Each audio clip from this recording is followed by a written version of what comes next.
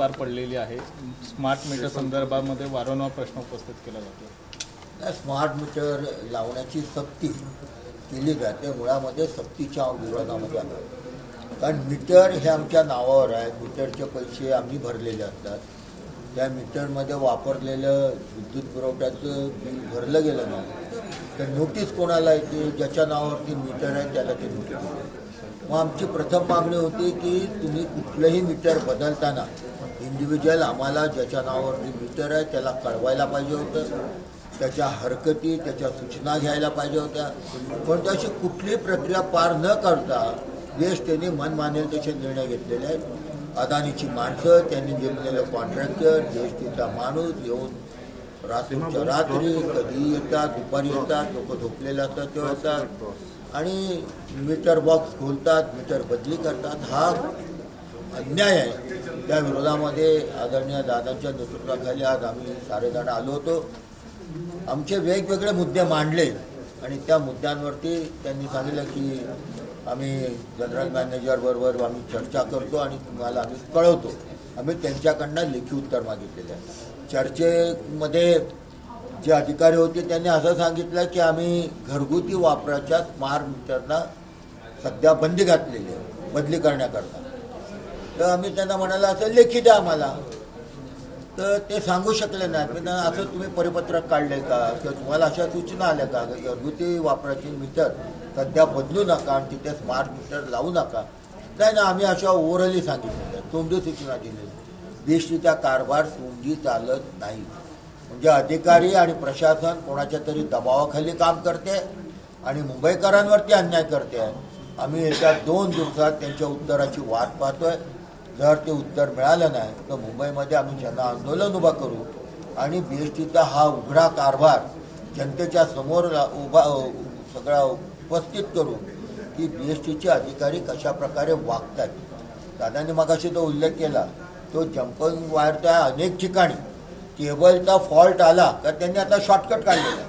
Cable fault काढत नाही कारण त्यांच्याकडे केबलच उपलब्ध नसते. केबल फॉल्ट काढत नाही तर डायरेक्ट त्या वायर आणतात, जोडतात, या पोलवरनं त्या पोलवरती, इथल्या पोलवरनं थेट घरापर्यंत आणि त्या वर्षोनुवर्ष तशाच लटकतात. त्याचा काही वेळेला शॉक लागतो. 2 मुलं त्याच्यामध्ये गेले. तो देखील मुद्दा आम्ही उपस्थित केला की बाबा ह्या सगळ्या जम्पिंग वायर आहेत त्या बदला आणि तिथले केबल फॉल्ट काढून तिथे तातडीने त्याची अंमलबजावणी करा. आणि तिसरा महत्त्वाचा विषय होता, 1 वर्षापूर्वी सिक्युरिटी डिपॉझिटच्या नावाखाली BSTने करोडो रुपये वसूल केले आणि आता पुन्हा लोकांना नोटीस दिलेल्या आहे. त्या नोटीस आल्यात पुन्हा ॲडिशनल सिक्युरिटी डिपॉझिट. अरे असं किती वेळा तुम्ही सिक्युरिटी डिपॉझिट वाढवत जाणार? नंतर म्हणणं होतं आम्ही वर्षाचा ॲव्हरेज घेतो आणि त्या वर्षामध्ये काय मॅक्झिमम बिल आले त्याप्रमाणे आम्ही सिक्युरिटी डिपॉझिट वाढवतो. मग आम्ही त्यांना प्रश्न उपस्थित केला की एखाद्या वर्षी आम्ही कमी केलं, आमचं कन्झम कमी झालं, आमचे वर्षाचा ॲव्हरेज कमी झालं, तर तुम्ही आम्ही सिक्युरिटी डिपॉझिटमधले पैसे परत करणार आहात का? नाही तर आम्ही बिलात ॲडजस्ट करतो, तुम्ही आम्हाला कळवता का? म्हणजे सगळा गोंधळ आहे. लोकांना लुटण्याचं काम आहे. कारण यांना हे माहीत आहे की विद्युत पुरवठ्याशिवाय मुंबईकर राहू शकत नाहीत. म्हणून लोकांना ब्लॅकमेल करण्याचं काम चालू आहे BSTच्या माध्यमातून. आणि ते देखील असणारा आता महानगरपालिकेमध्ये नगरसेवक नाही आहे. BSTमध्ये विविध बॉड्या अंमलात होत्या, अध्यक्ष होते, समिती होती, त्याचे सदस्य नगरसेवक होते. त्यामुळे मनमानी कारभार चालू आहे आणि कोणाच्या तरी सांगण्यावरचा चालू आहे. आता असणारं जे सरकार आहे ते जे त्या नगरविकास खात्याच्या अंतर्गत महानगरपालिका काम करते त्यांचा अंधाधुंद अन्यायाचा प्रकार चालू आहे. त्याचा आम्ही निषेध करतो. सर, सामना बाळा नांदगावकरांशी होणार आहे. आजच त्यांना उमेदवारी जाहीर झालेली आहे. ठीक आहे, निवडणूक ही निवडणूक आहे. कोणतरी पक्ष उमेदवार टाकणार आम्ही लढत राहणार. आणि शिवसेना पूर्ण ताकदीने उतरून आम्ही विजय होणार.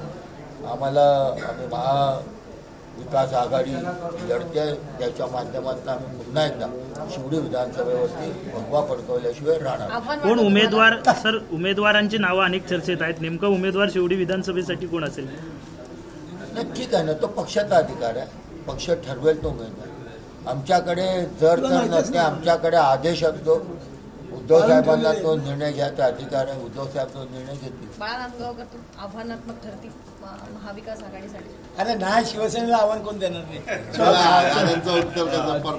आज जे आहे ते बेस्टमध्ये दिव्यांग सर्टिफिकेट घेऊन 60 जणांची भरती प्रक्रियेचं प्रकरण समोर आलेलं आहे. कारण की पूजा खेडकर नंतरून बेस्टमध्ये दिव्यांगाचं सर्टिफिकेट बोगस घेऊन हा भरती प्रकार आलेला आहे. कसं बघताय असं नाही, खरंच मी आज काल पण व्यस्त कार्यक्रम होता, आज पण सकाळपासून व्यस्त कार्यक्रम आहे. पण आम्ही पाहू काय आहे. प्रकाश आंबेडकर आज असं म्हणाले की एकनाथ शिंदे यांची शिवसेना जी आहे ती खरी आहे. एबीपी माझा, उघडा डोळे बघा नीट.